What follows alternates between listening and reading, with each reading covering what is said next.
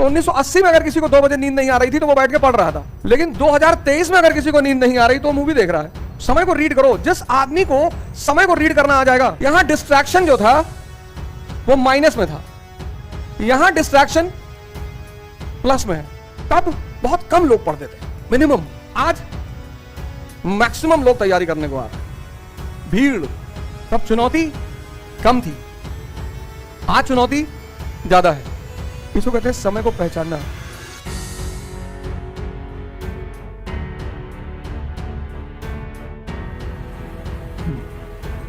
जय हिंद फ्रेंड्स।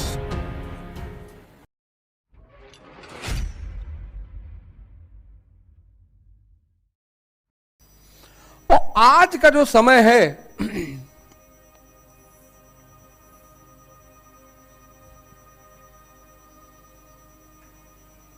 उसमें किसी को अपने लिए टाइम नहीं है। पहले तो दोस्त देर में मिलते थे, कभी कभी मिलते थे। अब तो दोस्त जेब में है। 1980 में तैयारी करना बहुत आसान था, 1980 में, 1990 में भी आसान था, लेकिन 2000 के बाद जो सबसे बड़ा झटका लगा वो तैयारी करने वालों को लगा। मोबाइल आ गया। और 2016 के बाद, मतलब कोरोना के बाद, तो स्थिति एकदम बदल गई है। 2 साल हर आदमी को ऑनलाइन की आदत पड़ गई। वो जो 2 साल कोरोना का बीता है वो बहुत खतरनाक बीता है। उसने पूरी सामाजिक संरचना को ही बदल दिया।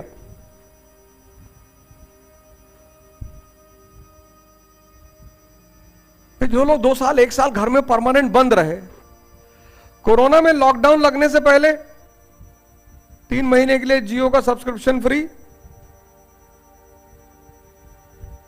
सबके पास जियो का सब्सक्रिप्शन था और फ्री था। तो कोरोना ने क्या किया कि पूरी सोशल स्ट्रक्चर को बदल दिया। अब अगर आपको रात में 2 बजे नींद नहीं आ रही है, तो 1980 में अगर किसी को 2 बजे नींद नहीं आ रही थी तो वो बैठ के पढ़ रहा था।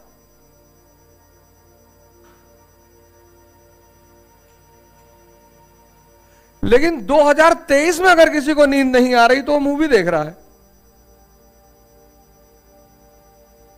कितनी चीजें बदल गई। 1980 में ऑप्शन ही नहीं था पढ़ने के सिवा, नींद ना आए तो पढ़ो। 1980 में पढ़ने के सिवा ऑप्शन ही नहीं था। लेकिन अब अगर नींद ना आए तो आप मूवी देख सकते हो। मूवी देखने थोड़ी आएंगे, पैसा भी दें, टाइम भी दें, और दूसरा हंसे तो हंसे, दूसरा रोए तो रोए। इतने बड़े पागल हैं। आचार्य चतुर्सेन की नॉवेल पढ़ लेंगे, वैशाली की नगरवधु, कितनी प्यारी नॉवेल है वो। मेरा पैसा मेरा समय, और दूसरे के इशारों पे हंसेंगे।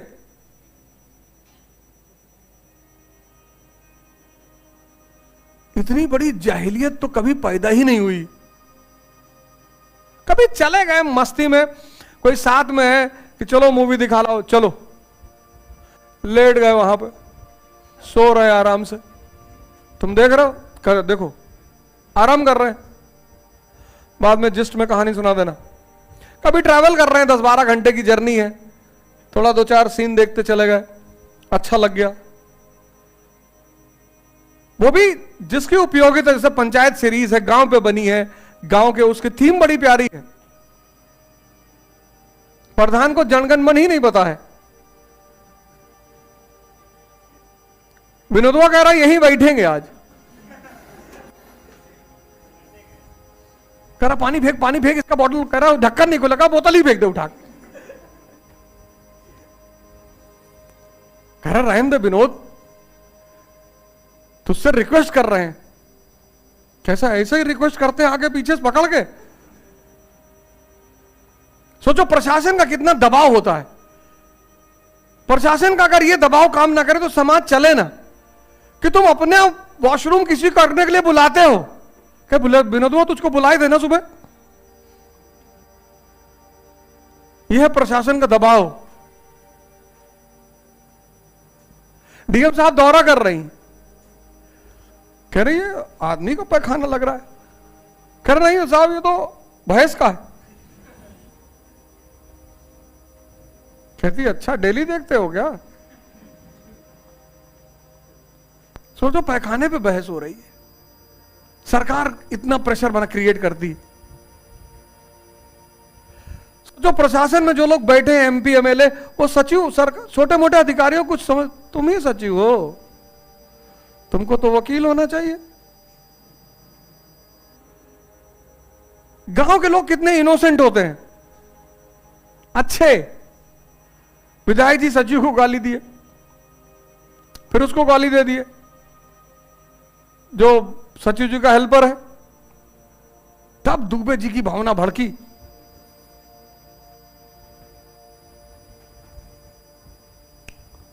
और इतने इमोशनल है कि जब भगाए जा रहे हैं, कह रहे कटहलवा मांग ले कटहलवा।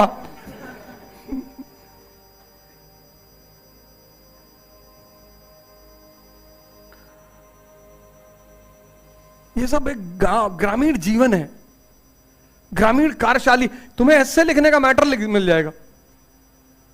ये लोकल गवर्नमेंट होती है ना, विलेज गवर्नमेंट, उससे अच्छा तुम कहां समझोगे। एक तो अर्बन गवर्नमेंट होती है, म्युनिसिपैलिटीज होती है, एक पंचायत लोकल गवर्नमेंट होती है। लोकल गवर्नमेंट पढ़ने का समझने का कितनी बढ़िया सीरीज बना दी।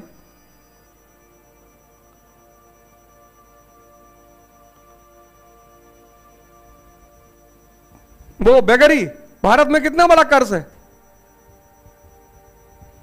भिखारी, उस पर मूवी बना दी रेड लाइट। मुद्दे उठाओ। स्त्री की दशा अगर तुम्हें जाननी है प्रेजेंट भारत में, लज्जा मूवी है। एक और अर्बन हाई प्रोफाइल महिला वैदेही, फिर एक मिडिल क्लास की महिला, फिर लोअर मिडिल क्लास की महिला, फिर गांव की महिला। चारों का चित्रण है उस मूवी में। मतलब तुम उस मूवी को देख लो, तुम एक शानदार एस्से लिख सकते हो 21वीं शताब्दी में भारत में स्त्री की दशा। कुछ रटने की जरूरत ही नहीं है।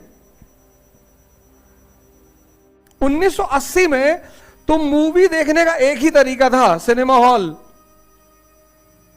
और रात में 2 बजे खुलेगा नहीं।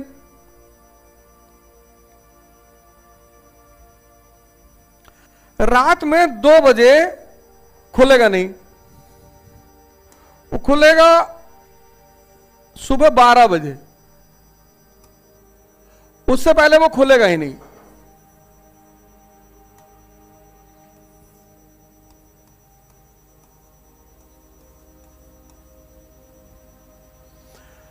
यहां डिस्ट्रैक्शन जो था,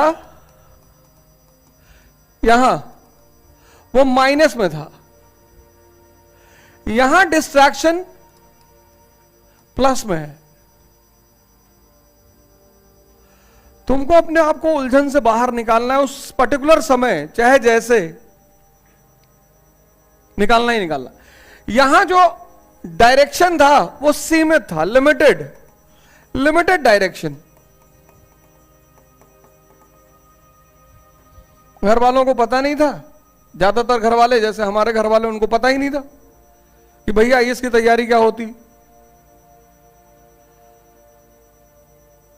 घर वालों को पता नहीं था। कई कई शहर ऐसे थे जिसमें कोई आईएएस अधिकारी था ही नहीं उस शहर का, और डीएम बंगले में मिलने जाओगे नहीं। आज अनलिमिटेड डायरेक्शन है, अनलिमिटेड। यूट्यूब खोलो, हर आदमी कुछ ना कुछ बता रहा है। सिर्फ पढ़ाई में ही नहीं, हर जगह बता रहा है। योगा टाइप कर दो, 2500 वीडियो योगा के आ जाएंगे। कुछ भी टाइप कर दो, कुछ भी।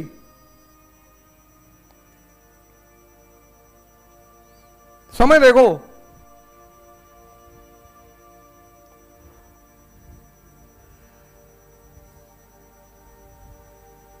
समय को रीड करो। जिस आदमी को समय को रीड करना आ जाएगा, सबसे बड़ी चीज होती है समय को पहचानना, और हर आदमी की बस की बात ही नहीं है, संभव ही नहीं है। 91 में लिबरलाइजेशन आया, बहुत से लोग समझ ही नहीं पाए कि लिबरलाइजेशन का मतलब क्या है, और शहर की जितनी किनारे किनारे जमीनें थी वो मिट्टी के भाव में व्यवसायियों ने खरीद ली। मारवाड़ियों ने, पंजाबियों ने, इनको पता था ना अब क्या होने जा रहा है, चाहे वो दिल्ली हो चाहे मुंबई हो, मिट्टी के भाव खरीद ली, मिट्टी के भाव। 20,000 रुपए बीघा खरीद ली, 1 लाख रुपए दे दिया। 91 में 1 लाख रुपए एक बीघे का, कितनी बड़ी रकम रही होगी उस किसान के लिए। और बोले 20 साल की एफडी कर दो, जमीन गिरवा दो, सब्जी की खेती करो, कोई बात नहीं, पर 20 साल की एफडी कर दो। अब मारवाड़ियों ने, पंजाबियों ने, सिंधियों ने जमीन खरीदी, हम जैसे लोगों को दे दिया कि सब्जी बो, तुम लोग परवल खाते हो जी, बो, फ्री में ले जाओ, चारा पैदा कर लो, कुछ तो होता रहेगा ना जमीन पे। हमको लगा कि यार हम तो सरदार जी की जमीन यूज कर रहे हैं, और सरदार जी चुपचाप सो रहे थे कि जमीन पे काम हो रहा है, जमीन हमारी बची हुई है, क्योंकि इस जमीन से ओझा जी सब्जी पैदा कर रहे हैं, तो यही लड़ेंगे अगर कोई बीच में आएगा तो, क्योंकि मैं इनसे पैसा नहीं ले रहा हूं। और 20 साल की एफडी थी उस 1 बीघे जमीन की, फाफा मऊ के पास 1 लाख में लिया था, और 2000 में उस जमीन, 1 बीघे जमीन को बेचा 50 करोड़ में।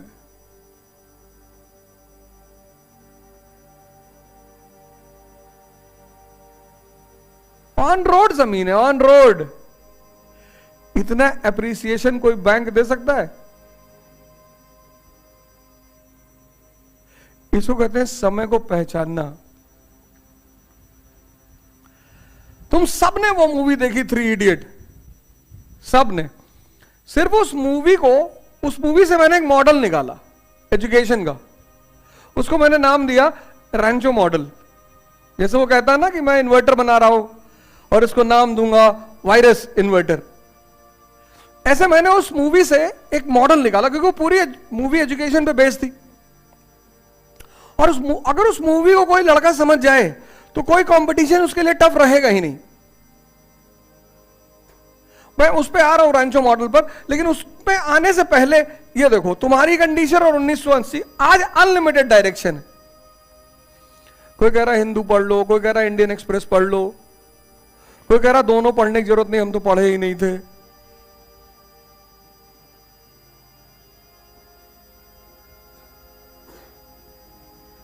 वहां खतरा कम था, यहां खतरा बहुत ज्यादा है। क्योंकि जब तुम सबके रास्ते को फॉलो करना शुरू करोगे तो एक टाइम ऐसा आएगा जब तुम 5 डॉक्टर की दवा खा लोगे तो मरोगे, मरना ही है।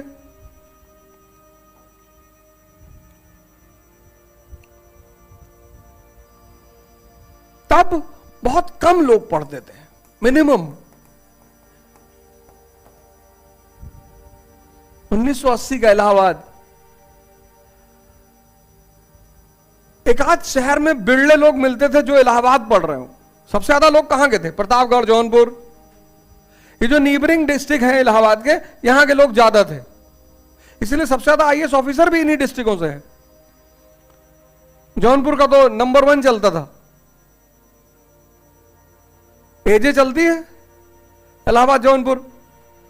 उसमें 50 किलो गेहूं लाद लिए, 25 किलो आलू भर दिए ट्रेन में, बैठे हैं उसी पे, यहां पर आके स्टेशन पे उतार लिए। मजिस्ट्रेट चेकिंग होती थी, वो सीनियर होता था इलाहाबाद का, उसको आई कार्ड दिखा देते थे, मेरे परमानेंट टिकट रखे हो जी, वो टिकट मांगता ही नहीं था। आज मैक्सिमम लोग तैयारी करने को आ रहे हैं, भीड़। सब भागे आ रहे हैं। करनी है। सोर्स लिमिटेड थे, लिमिटेड सोर्स, लिमिटेड। आज अनलिमिटेड सोर्स। इसका ये पढ़ लो, उसका वो पढ़ लो, ऐसा कर लो।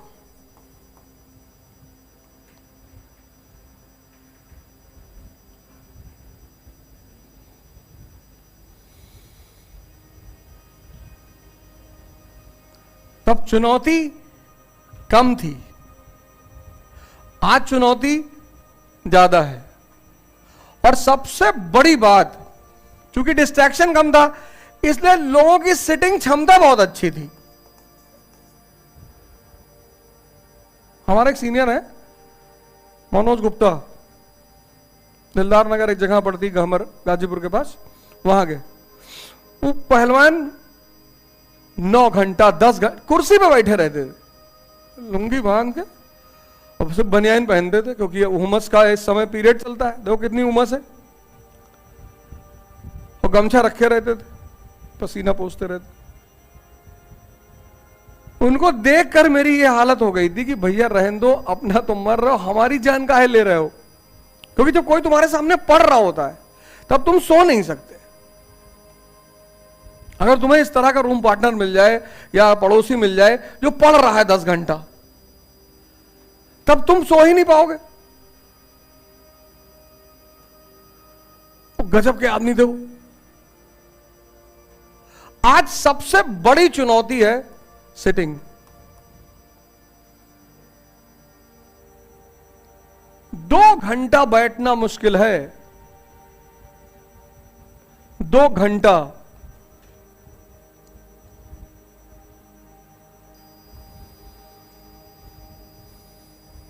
और ये पूरी परीक्षा एक बड़ी सामान्य सी परीक्षा है, बहुत सामान्य। जितने असामान्य लोग हैं वही क्वालिफाई नहीं कर पाते।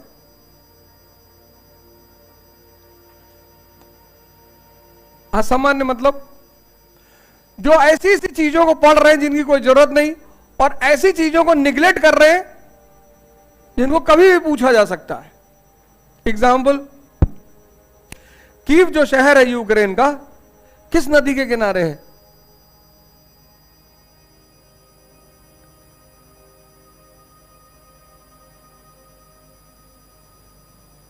जब रशियन आर्मी यूक्रेन में एंटर की, पहला पुल वही उड़ाया था।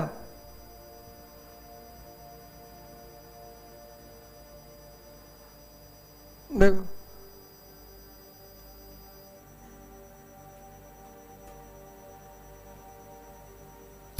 और जब पुल उड़ाया तो कोई बात रही होगी। कोई चीज जब उड़ाई जाती है, काटी जाती है, तो उसके पीछे एक रीजन होता है कि इसको उड़ा दो तो ये नहीं होगा। कौन सी नदी थी? देखो कितना सामान्य सा सवाल। 1 साल से रशिया यूक्रेन युद्ध चल रहा है, 1 साल से।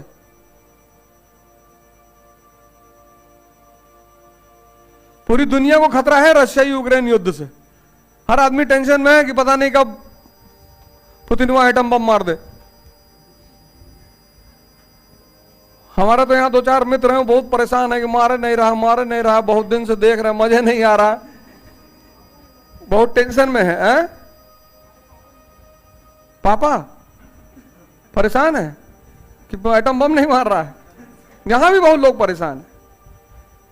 हम इलाहाबाद आए तो हमसे पहले यही पूछे कि कब लगता है मारेगा। तो मारेगा, अभी जल्दी मारेगा। हाँ, मार के खत्म करे, काहे बैठा है।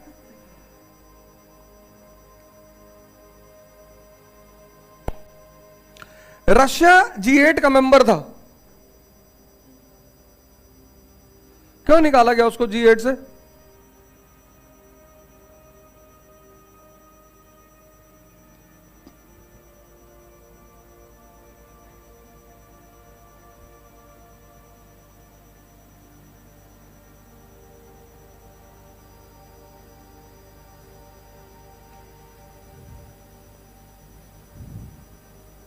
सोचो तुम इलाहाबाद के छात्र हो जिनसे बात करते हुए लोग डरते थे, इस दौर में इलाहाबाद के स्टूडेंट से लोग बात करते हुए डरते थे कि अरे भैया इलाहाबादी है मत छेड़ो। लोग बहस करते हुए डरते थे, बहस।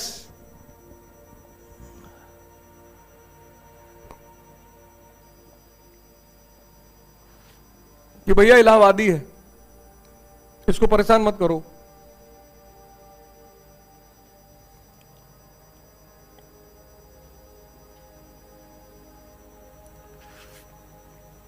क्यों निकाला G8 से?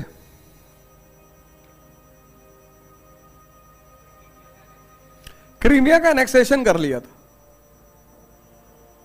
क्रीमिया जो प्रांत है यूक्रेन का, उसको रशिया ने किससे लिया था? उसको यूक्रेन रशिया ने ले लिया था। किस शताब्दी में लिया था और किससे लिया था? पूरा एडिटोरियल था ये, 7 महीना पहले, 8 महीना पहले, पूरा एडिटोरियल था।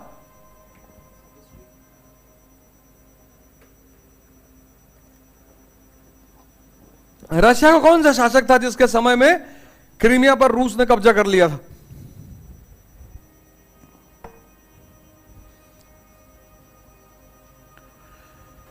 अब क्या करोगे तैयारी? अब तुमसे कठिन सवाल का उत्तर का तो आशा ही नहीं की जा सकती। जो ज्वलंत है, ज्वलंत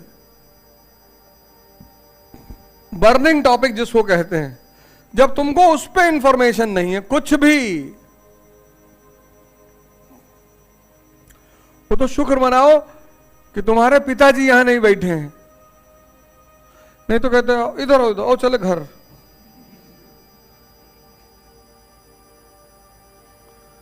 अभी वो बंदा सीधे घर ले आता, अच्छा हाथ पकड़ के ट्रेन में बैठाए रहता, चलो चलो बहुत पढ़ लिए तुम।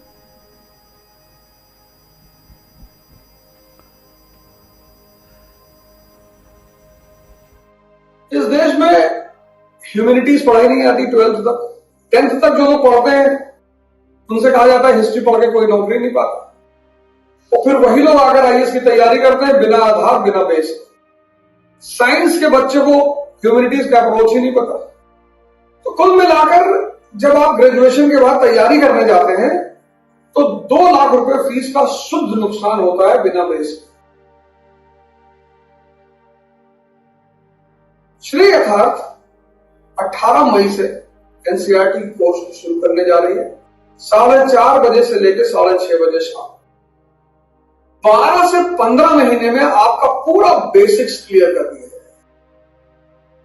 जितने भी लोग 12th कर चुके हैं उनके लिए तो बहुत अच्छा अवसर है। 12th के बाद जो ग्रेजुएशन फर्स्ट 12th कर चुके हैं, ग्रेजुएशन फर्स्ट ईयर में है, सेकेंड ईयर में, थर्ड ईयर में, उनके लिए बहुत अच्छा अवसर है, बहुत बेहतरीन अवसर है उनके लिए। यहां आकर 4:30 से 6:30 में एनसीईआरटी के इस कोर्स को ज्वाइन करें। और सबसे अच्छी बात क्या है, आपका 12 से 15 महीने के बीच में पूरी एनसीईआरटी कराई जाएगी, जिससे कि जब आप जीएस की कोचिंग ज्वाइन करें तो आपको यह ना पूछना रहे कि इकोनॉमी क्यों पढ़नी चाहिए, हिस्ट्री क्यों पढ़नी चाहिए, ज्योग्राफी क्यों पढ़नी चाहिए। और इस कार्यक्रम को मैं खुद लीड कर रहा हूं, मेरे नेतृत्व में यह कार्यक्रम चलेगा यहां पर श्री यथार्थ 4:30 बजे से 6:30 बजे। Thank you.